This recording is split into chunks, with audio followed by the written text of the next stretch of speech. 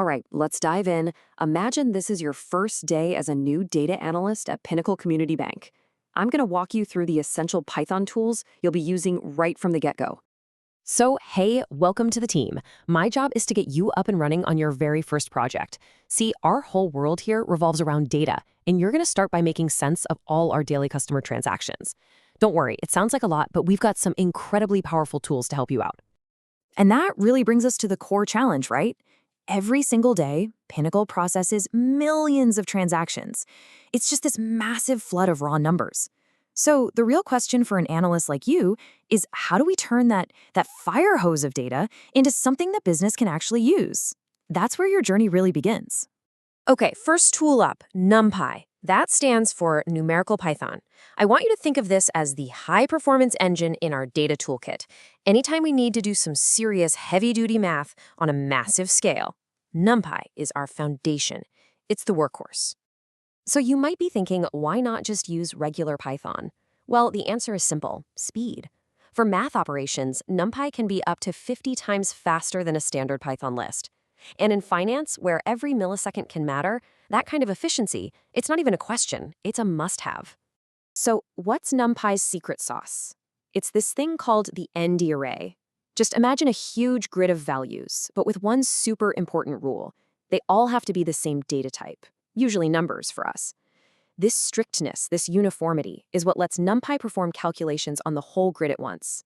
That's what makes it lightning fast for stuff like crunching transaction amounts or looking at stock prices. And believe me, we use it for some seriously complex stuff here at the bank. We're running Monte Carlo simulations to figure out risk, we're doing intense matrix math to optimize investment portfolios, even filtering high-frequency trading data in the blink of an eye. NumPy is what's handling all that raw number crunching behind the scenes. But, financial data isn't just a long stream of numbers, is it? It has context, it's got customers, dates, labels, all that good stuff. And that's where NumPy kind of hits its limit. Which brings us to our next tool, Pandas. This is how we start to tame all that complex business data and make it make sense. And this slide really shows you the key difference. On the left, you've got a NumPy array. It's fast, it's efficient, but it's just a list of numbers. On the right, though, that's a Pandas data frame. It takes those exact same numbers and attaches the crucial business context, like who made the transaction and when. It's what tells the full story. So what is a data frame? Honestly, the best way to think about it is like an intelligent spreadsheet, but living right inside your code. It's a two-dimensional table that, unlike NumPy, is built from the ground up to handle all sorts of different data types in the same place. It can hold numbers, text, dates, all mixed together, which, let's be honest, is exactly what our real-world banking data looks like. All right, enough with the theory. Time to get your hands dirty. Let's build your very first analyst report. We're going to put both NumPy and Pandas to work on a real task for Pinnacle Community Bank. So here's the game plan. Step 1. We'll use NumPy's raw speed to quickly filter through millions of transactions and pull out just the deposits. Simple, fast. Step 2. We'll switch over to a Pandas data frame to structure that data and add all the important customer info. And finally, step 3. We'll use a super powerful Pandas feature called a pivot table to summarize everything. And this is what we're aiming for. This is our target. The final thing you'll deliver is a clean, simple pivot table. It's going to show the total number of transactions and the final net balance for each customer. This is the kind of report that management can actually use to understand customer behavior at a glance. Okay, now that you've seen them both in action, let's talk about a key skill you need to develop: knowing when to use which tool. It's never about one being better than the other. It's always about picking the best tool for the specific job you're doing right now. Think of this decision matrix as your cheat sheet. Is your data purely numeric and are you doing heavy math? That's a job for NumPy, no question.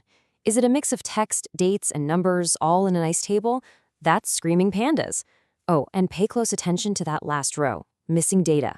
Trust me, it's a real headache in NumPy, but Pandas has these amazing built-in tools to handle it gracefully. That feature alone is a total lifesaver. Getting the numbers right, that's just step 1. The real goal, the reason we're here, is to find the story that's hidden inside all that data. And honestly, the best way to tell that story is to move from just raw calculations to actually visualizing it.